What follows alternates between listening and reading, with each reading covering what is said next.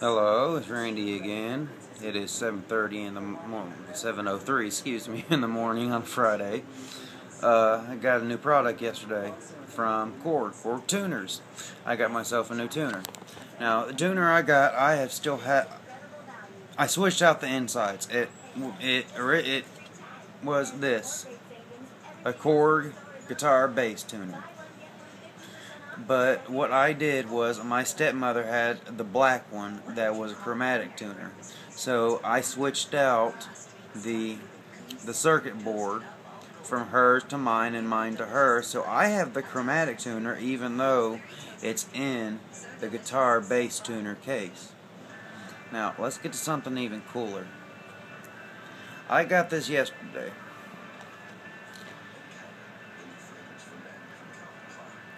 It's my new tuner. Let's go through the unboxing. Inside, got the tuner itself. Look how small that is. I mean, next to that, look how small. It's the same size as just the screen. I mean, that's amazing.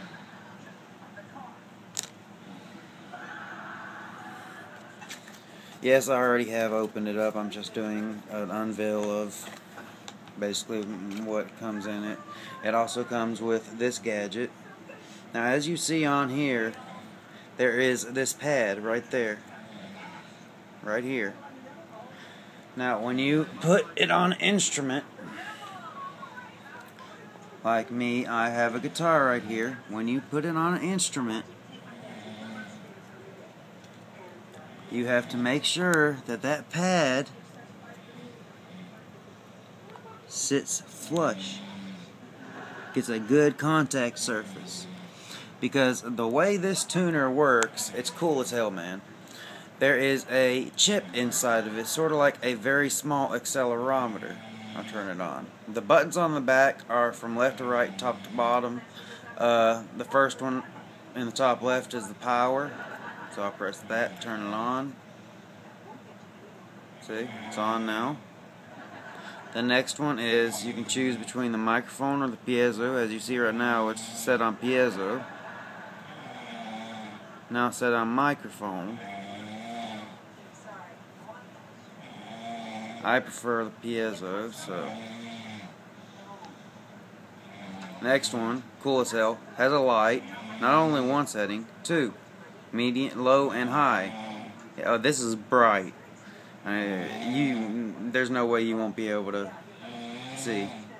And you also have calibration up and down for your sense to calibrate it. Notice another thing: battery compartment.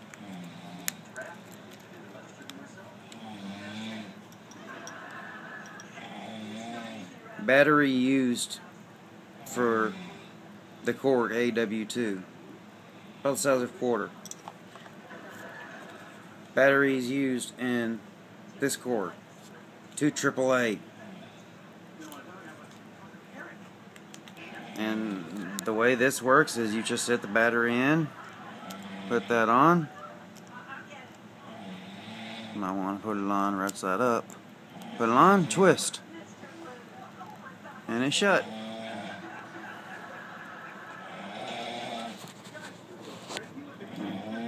Now, another thing.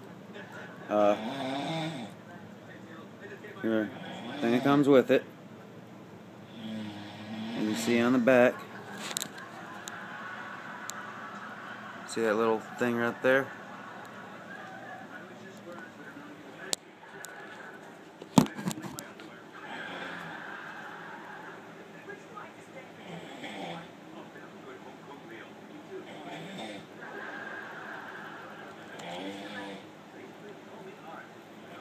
See? It slides in.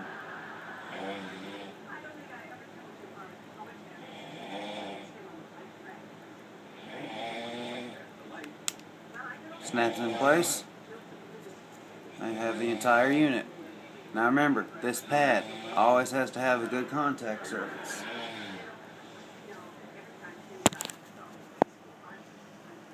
Guitar.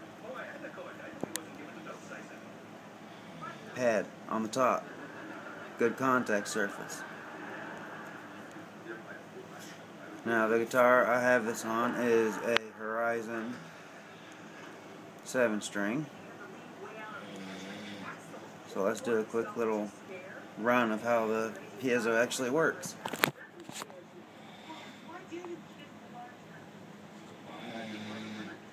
I'll turn the first setting of the light on so you can see a little better.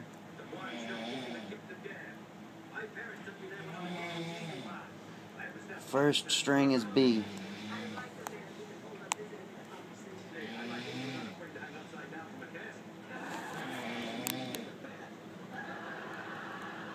E, A,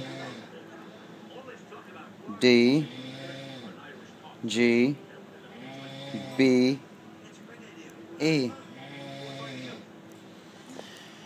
Now, there was no sound. As you noticed, there was no sound. It worked by the chip inside of here filling the vibrations. That's why it's so important to make sure that that pad right there is always seated on a good spot. Like with me, I have it seated right here, so there's plenty of room and it's seated good. And on the back there's also rubber. See, so I mean it holds on very well. But $25 for this. That's how much my guitar tuner was. My guitar bass tuner was when I got it. The chromatic tuner was $30, I believe. So $30 for that, $25 for this, and how can you go wrong with something like this? It's very small. It's very compact. You put it on the guitar, and you can barely notice that it's there unless you cover up a logo or something like that. So if you're doing a gig or something, you can have your tuner on your guitar the whole time. So if you need to do a quick tuning change, if you're running something that's a non-Floyd Rose tremolo, I play Floyd Rose tremolo, so tuning for me, I have to stop and change the springs in the back and all that good stuff. But it's amazing how in 11 years, I started about October 31st of 2001 is when I started playing guitar. And I got my first guitar on December 25th, 2001. So I've been playing for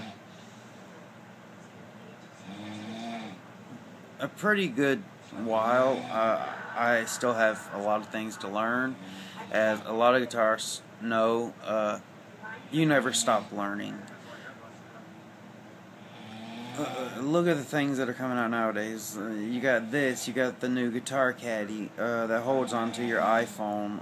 I love those things. There's so much advancement in technology, and the Gibson new robot guitars. I will say right now, I do not like the Gibson robot guitars. That is taking too much away from the guitar itself and adding too much other stuff. It's basically turning the damn guitar into a synthesizer. A guitar is meant to make two sounds, but one mainly. The sound of strings being played, being plucked or strummed, either in clean or distorted. But now they got it where you can make it sound like so many different other things. No, just leave it alone. The guitar is one of the most... It's still pure. Yes, there have been technological advances like the Fernandez sustainer, the EMG pickups, all that stuff. But it's still basically the same that it was. Don't screw up something that is so beautiful and so wonderful. Especially Gibson. How could you do that? Everyone looks to you, and you do something like that, you should be ashamed of yourself. That's something I would expect from Ibanez or someone like that. Not Gibson, but you do have the resources and the technology, so that would be understandable. Well, I'm at 9 minutes 56, so I gotta go. Later.